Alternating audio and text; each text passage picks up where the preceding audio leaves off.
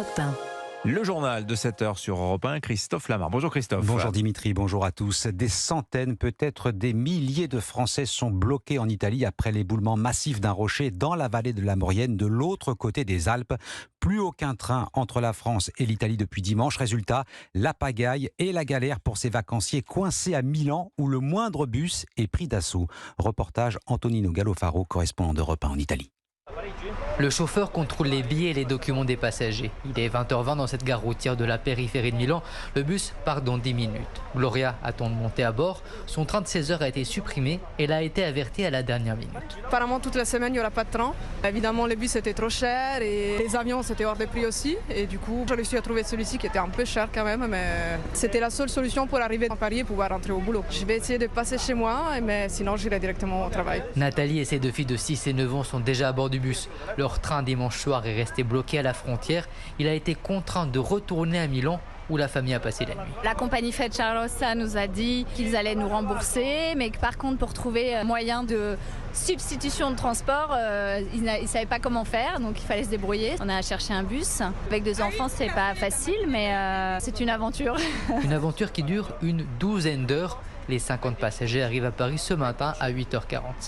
Milan, Antonino Gallofaro, Europe 1. Une douzaine d'heures pour regagner la France. Non, c'est pas à pied, c'est bien en autobus. Et dans l'autre sens, le trafic routier côté français est aussi extrêmement perturbé. L'autoroute A43 et les départementales 10-06 sont coupées entre Saint-Michel-de-Maurienne et Modane. L'accès au tunnel du Fréjus est interdit au plus de 3,5 tonnes. Une course contre la montre s'engage puisque le tunnel du Mont-Blanc, seul point de passage encore possible, doit fermer pour 4 mois pour travaux à partir de lundi prochain. 7h03 sur Europe 1. Venons-en maintenant à cette grosse colère hier du garde des Sceaux, Éric Dupond-Moretti, furieux après le saccage du tribunal d'Aurillac. La dégradation commise en marge d'une manifestation féministe. Au départ, la marche était censée soutenir une femme poursuivie pour exhibition sexuelle. Elle voulait marcher seins nus pour faire comme les hommes accusés de se promener torse nu. À l'arrivée, un groupe d'une dizaine de personnes s'est attaqué au tribunal. Bilan 250 000 € de dégâts selon Éric Dupond-Moretti, très remonté. Je veux aussi exprimer ma colère, parce qu'on entend de plus en plus fréquemment cette petite musique de la désobéissance civile. Un certain nombre de minorités, souvent, se croient obligées de s'affranchir de la loi, qui est notre règle commune.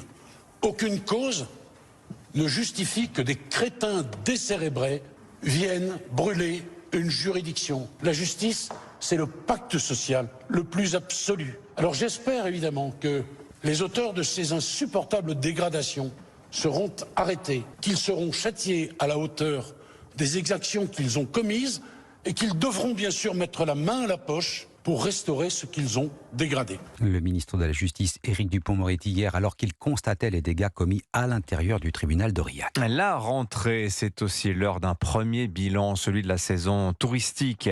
Il s'annonce excellent. On en parlera évidemment tout à l'heure à 8h10 avec l'invité d'Europe 1 et CNews ce matin, Olivia Grégoire, la ministre du Commerce et du Tourisme. Ceci dit, le diable se cache dans les détails. Oui, comme entre 64 et 67 milliards d'euros de recettes selon Atout France, l'agence chargée de faire la promotion de l'Hexagone. Les étrangers sont venus en masse. Hypothèse donc, si les caisses sont bien remplies, ce serait grâce à eux. Du côté des vacanciers français, on est resté plus raisonnable. Inflation oblige, Hugues de Tournemire.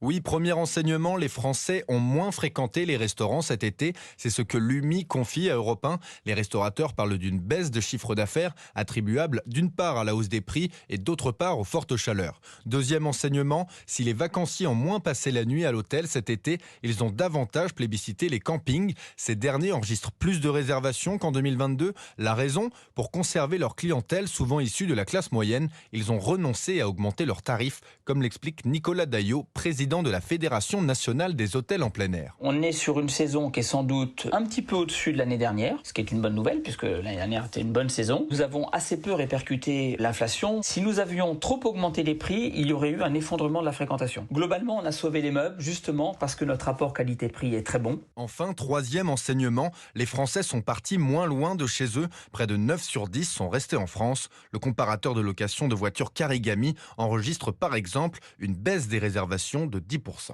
Hugues de Tournemire du service économie d'Europe 1. Allez, on part aux États-Unis. L'agenda 2024 de Donald Trump s'annonce très chargé sur le plan judiciaire. Avec un premier procès pour l'ancien président et candidat à la prochaine présidentielle, il comparaîtra à partir du 4 mars devant le tribunal fédéral de Washington pour avoir tenté d'inverser le résultat de la présidentielle de 2020.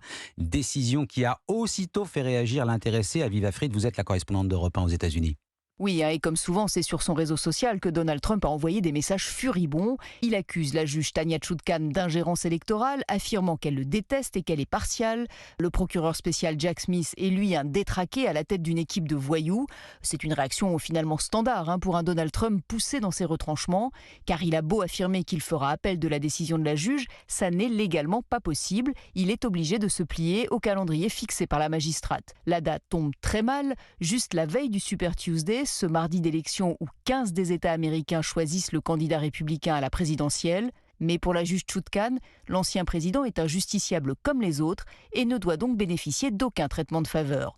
Le printemps va être très compliqué pour Donald Trump. Son procès pour des paiements frauduleux dans l'État de New York est censé commencer fin mars. La procureure de Géorgie voulait aussi le juger en mars pour ses pressions électorales dans l'État. Il faudra sans doute trouver une autre date, mais pas fin mai, car là, il devrait être jugé en Floride dans une autre affaire fédérale, celle de la possession de documents top secrets. Et tout cela alors que Donald Trump devrait être en train de sillonner le pays pour faire campagne. Aviva Fried, correspondante d'Europe 1 aux États-Unis. Allez, on reste de ce côté-là de l'Atlantique. Ce sera l'un des enjeux de la présidentielle américaine l'an prochain. Faut-il continuer d'aider l'Ukraine dans la guerre qui l'oppose à la Russie ? Les républicains, dont Donald Trump, y sont largement opposés. C'est ce que montre un sondage de la chaîne CNN. Plus inquiétant, une partie de l'opinion publique américaine semble se retourner.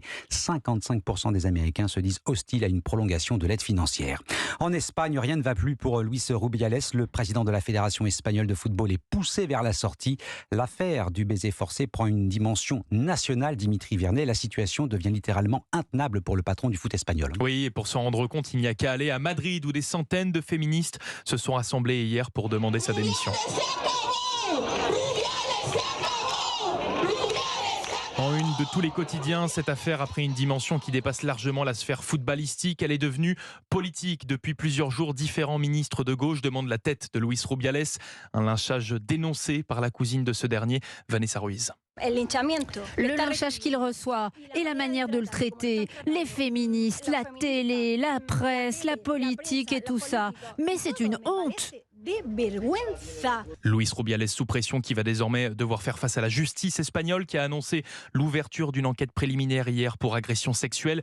Conséquence, la fédération qui le soutenait pourtant depuis le début de cette affaire vient également de demander sa démission. Dimitri Vernet, le tennis à l'US Open. Novak Djokovic assuré de redevenir numéro 1 mondial après sa qualification pour le deuxième tour. Victoire en 3 manches contre le Français Alexandre Muller dans le tableau féminin. Qualification sans problème de la numéro 1 mondiale Iga Swiatek. Merci beaucoup Christophe Lamar, c'était votre journée.